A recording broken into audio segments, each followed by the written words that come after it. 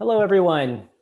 It's always a strange feeling starting a Zoom session when you hit a button and you're not sure if everyone can see you, but I trust the technology is working. My name is Gene Park. I'm the director of the Global Policy Institute here at Loyola Marymount University. And we're very excited to hold this event on religion and human rights.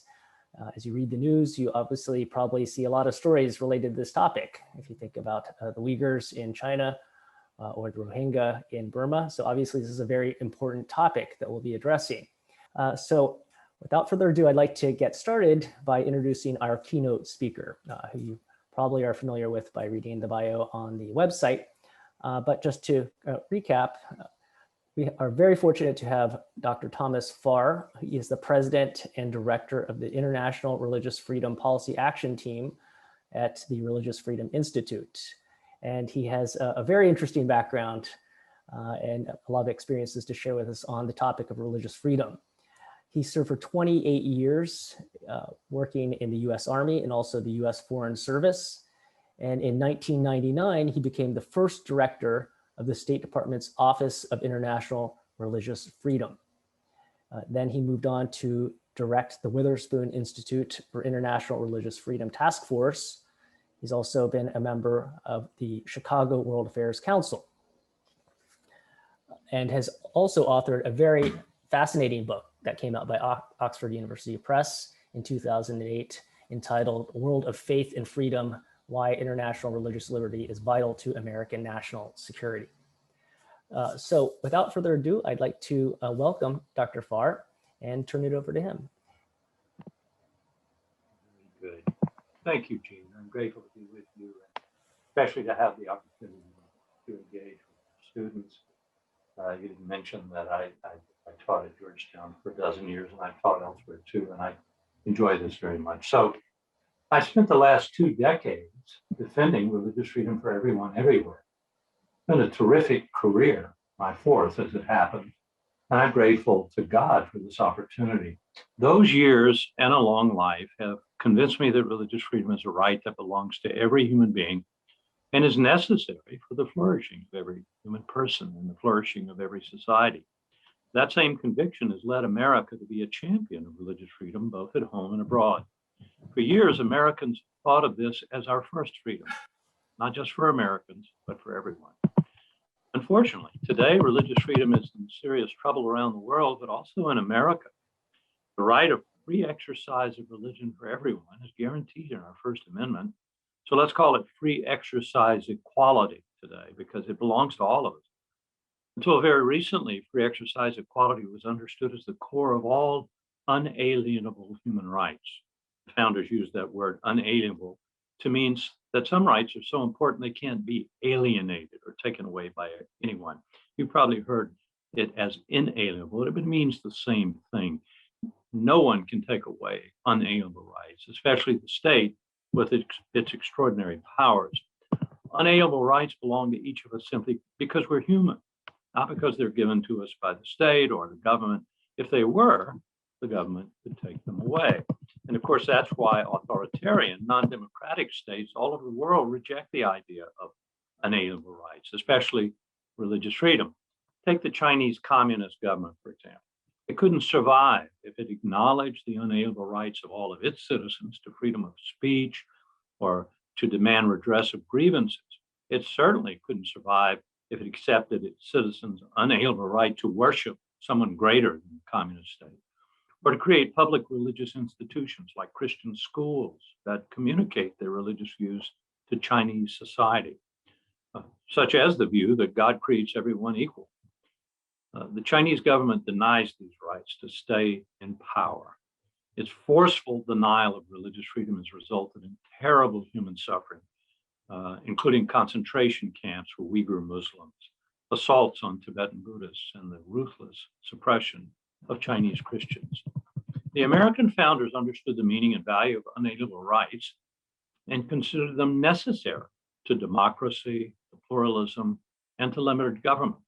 They believed, as the Chinese do, ironically, that religious freedom is especially important because it encourages people to believe in something more important than the state, more important than the government. Tragically, This understanding is being rejected in our own country, especially the central role of religious freedom. Everybody should be concerned about that, including non-believers.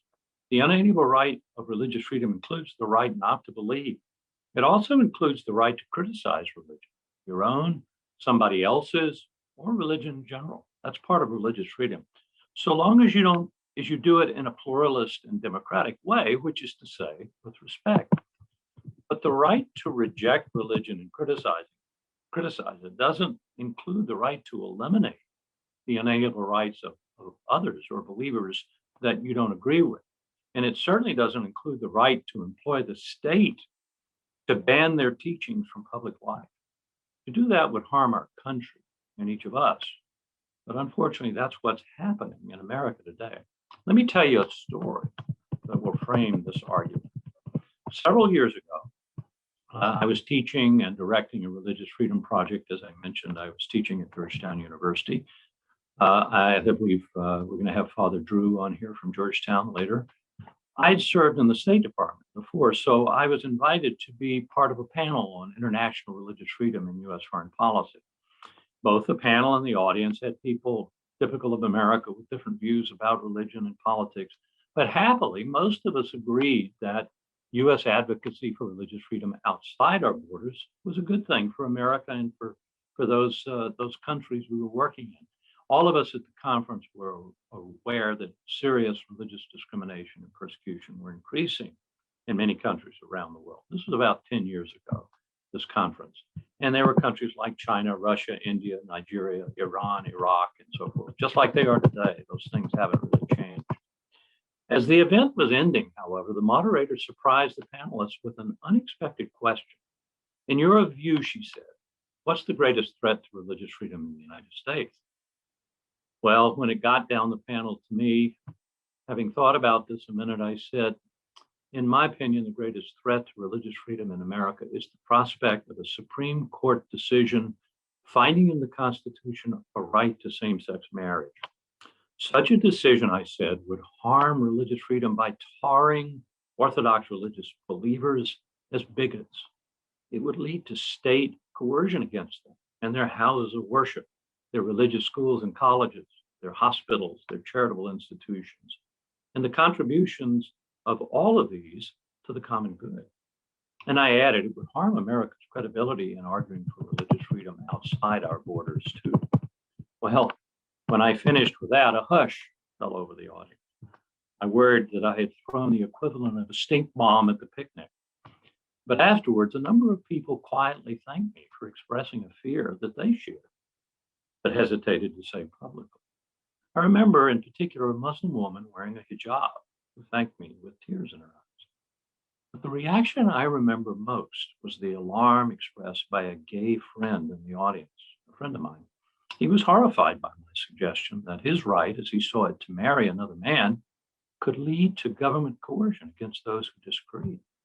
Confident in American pluralism, my friend said he believed such a court decision would not, as I had suggested, lead to the coercion of dissenters in their houses of worship and their faith-based institutions. Sadly, my well-intentioned pluralist friend turned out to be wrong. In 2015, the Supreme Court in Obergefell versus Hodges discovered a right to same-sex marriage in the Constitution. You probably know about that decision. That decision has combined with other cultural and political currents in America, especially on sexuality, abortion, and the distinctions between male and female, and has indeed led to an attempt to employ the powers of the state to coerce dissenters. The result is the so-called Equality Act, now making its way through Congress, and to which I'm going to return in just a few minutes. For now, let me just say that the goal of that legislation is to use the power of government to drive Orthodox religious believers out of American public life. Whatever you or I think of those believers or their beliefs, such an outcome would mean the end of free exercise equality as an unalienable right in America. It would mean the elimination of a critically important public discussion among all the American people of what it means to be human and what it does and does not contribute to human flourishing and to America. The new administration is fully behind the so-called Equality Act. To pave the way, it's busily undermining the very idea of unalienable rights. Last week, Secretary of State Tony Blinken, at the rollout of the State Department's annual Human Rights Report, declared on behalf of the administration that unalienable rights simply don't exist. Let me quote it. All human rights are co-equal, he said. There's no hierarchy that makes some rights more important than others, unquote. Then, to make sure everyone understood, Secretary Blinken formally rejected a 2020, last year, State Department Commission on Unalienable Rights that had affirmed the American founders' claim that some rights are inherent to the dignity of every person, woven into his or her being and into the nature of reality. Okay, let's just think about this for a moment. What does it mean?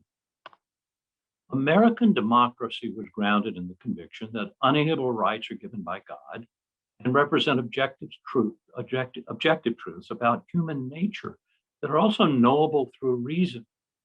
In the Declaration of Independence, our founders, you've heard this, held these truths to be self-evident, that all men are created and that they are endowed by their creator with certain unalienable rights, and that among these are the rights to life, liberty, and the pursuit of happiness. 9 decades later, President Lincoln reminded the nation that the bloody Civil War then underway was being fought to test that radical claim of our founders about truth, human equality, and human dignity. The war, said Lincoln at Gettysburg, would determine whether a nation grounded in such a truth claim could long endure. Thankfully, the answer, at least to this point in our history, has turned out to be yes. However imperfect, our national commitment to unalienable rights has enabled the United States not only to endure, but to flourish.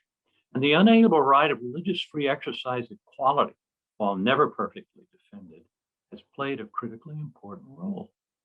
Given our imperfections and our fierce differences over politics, religion, morality, and much else, the American commitment to unalienable rights has proven indispensable to pluralism, which means our capacity to conduct our political life without attempting to silence those with whom we disagree. Through their free exercise of religion, America's religious communities have contributed to the common good in so many ways. For example, in debates over laws and public policies, Catholics have made arguments for universal human dignity, grounded in human nature, the sanctity of life, and the beauty of marriage between one man and one woman is given to us by God. They've also contributed to the common good through their public institutions, such as faith-based schools and colleges, hospitals and charities. Each of these institutions communicates and conveys to American culture the moral values of the religious tradition represented. They don't just serve Catholics, they serve those God created, which is everyone. That's important for America. Many American religious traditions also include arguments from the natural law. Those arguments are about unalienable rights that are present in Scripture, but can also be discerned by the use of reason alone. You don't have to be religious or read the Bible. Natural law arguments have been made by Americans from the founders to Reverend Martin Luther King Jr. King was a Baptist minister, making arguments for equality and freedom, including religious freedom, that were there in the Bible, but also in natural law. Read what, if you haven't already, but in my view is the most powerful document exercising religious freedom in American history, the letter from a Birmingham jail, written by American Baptist pastor, Dr. Martin Luther King. Natural law arguments also appeal to reason and discerning how males and females are designed by nature, different and for each other, and for the procreation and nourishing children. It helps us to understand why this natural distinction has been embraced as a public good by cultures, both religious and non-religious, for millennia. It helps us to understand why biological males should not be permitted to enter athletic competitions with females. Reason alone can tell you that. Males usually win those competitions, not because they're superior human beings, they aren't, but because of their different physical structure.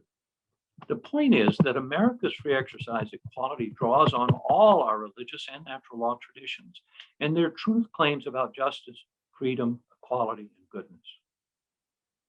These are they're claims, they're not commands.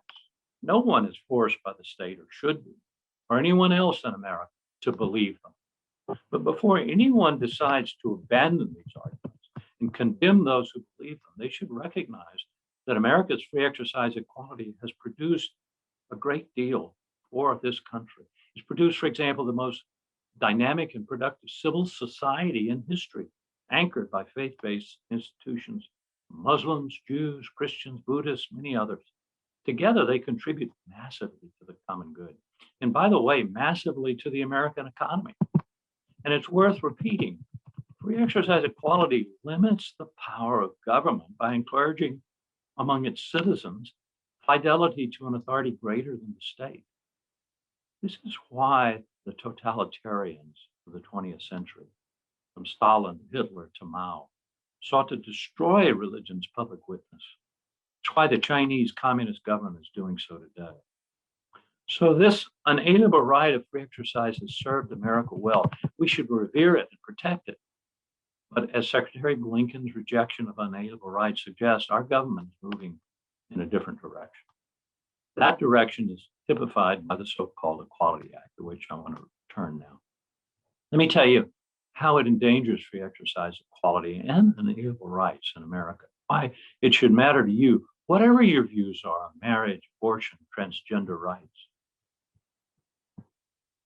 Last month, the House of Representatives passed the Equality Act, and it's now before the Senate. The title is misleading because it really isn't about equality, it's about inequality. It's expressly intended to accomplish the goal that horrified my gay friend 10 years ago, to remove from American public life the orthodox religious voices and institutions that have contributed so much to our nation, but who cannot accept same-sex marriage or abortion, for the removal of the distinctions between man and woman, male and female, they believe are given by God. The Equality Act would accomplish this insidious goal in several ways, let me tell you. It amends the 1964 Civil Rights Act, which outlawed discrimination on the basis of race, sex, religion, or national origin, especially in public accommodations such as hotels and restaurants and the like. The Civil Rights Act also established a requirement for equality in women's sports, which is now tragically endangered by the Equality Act. Under the Equality Act, the meaning of sex will now be expanded to include sexual orientation and gender identity, allowing biological males who believe they're females to participate in women's sports and to have access to their locker rooms, to their showers, to their bathrooms. The Act also redefines the meaning of sex in a way that is likely to force hospitals, doctors, and nurses to provide or participate in abortions, even if they cannot do that as a matter of religious conviction. The meaning of public accommodations will be expanded dramatically and will encompass houses of worship, faith-based schools, hospitals, foster care agencies, shelters for abused women, homes for the aged and dying, and other religious institutions. If any of these institutions discriminates against anyone on the basis of sexual orientation, gender identity, or abortion, they can be sued under the Federal Equality Act, either by the victims of discrimination or by the government. In other words, the ancient teachings of Christianity, grounded in the words of Jesus and the natural law, become a federal cause of action against the religious believers and their institutions who cannot abandon those teachings. Perhaps the most insidious element and revealing element of the so-called Equality Act is its provision, express provision, that no individual or institution sued for discrimination under this act may cite the Religious Freedom Restoration Act to defend themselves in court. That act, the Religious Freedom Restoration Act, can reaffirm the unalienable right of free exercise equality. In short, with a wave of the government's wand, the so-called Equality Act eliminates an unalienable right, bans orthodox religious beliefs from American public life, and destroys American pluralism. So why? Why has this happened? Why is an American administration and an entire political party, or nearly so, willing and even eager to take this radical step? Clearly, some believe, erroneously in my view, the Equality Act is necessary to defend the rights of homosexual and transgender Americans who have historically been the subject of unjust discrimination and even violence. But the remedy to that injustice cannot be to drive an entire segment of the American religious population out of public life. Most Orthodox believers abhor unjust discrimination against LGBT persons. They believe with the founders that those persons, like all of us, are created and loved by God and possess the same unalienable rights God has granted to each of his creatures. The explanation for the Equality Act is therefore chilling. An entire political movement has attained such moral and political certainty about the superiority of their own beliefs concerning sexual autonomy that they are prepared to abandon unalienable rights, including religious freedom, and use the vast power of the federal government to force dissenters into line. They've convinced themselves, this is important, that those who have orthodox religious and moral views are no better than despicable racists, haters, bigots, who, like racists, are no longer entitled to be part of American public life.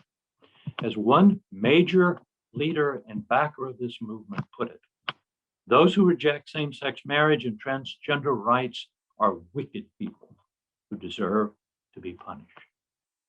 The Equality Act represents a turn toward authoritarianism in America, not toward justice or equality. It will harm everyone, whatever their political or moral views, as well as our capacity to defend democracy and human rights in our foreign policy. The founders warned us against this. They knew that all of us, religious or not, orthodox or indifferent, are capable of abusing power when we conclude that the truth must be advanced by the coercive powers of the state. Rather than dialogue and persuasion, that's a major reason the founders gave us free exercise equality, to debate issues of public morality, avoiding state coercion whenever that's possible, and to limit the reach of government. So let me end this by confirming what you no doubt have already figured out. I'm a Roman Catholic who believes in the Orthodox moral teachings that are under attack. I suspect that some of you may think those teachings place unjust restrictions on human freedom. They exclude people. They forbid true happiness. As one wag once put it, according to the Catholic Church, the Gospel of John in the Bible says that in the beginning was the Word, and the Word was no. Well, I can tell you after a long and distinctly imperfect life, I believe what the Church says, and I commend it to you. The Word is not no, the Word is yes, in the person of God incarnate. Jesus' teachings on human nature, marriage, and sexuality are about love, equality, true freedom, the kind that leads to happiness in this life and in the next. His love excludes no one. And millions of others accept those teachings and that undeserved love with joy and gratitude and conviction. It's not that we refuse to abandon them like a child who refuses to part with a favorite toy. It's that we cannot abandon them, because to do so would be to abandon him. That, I would submit, is not about unhappiness or hatred or bigotry.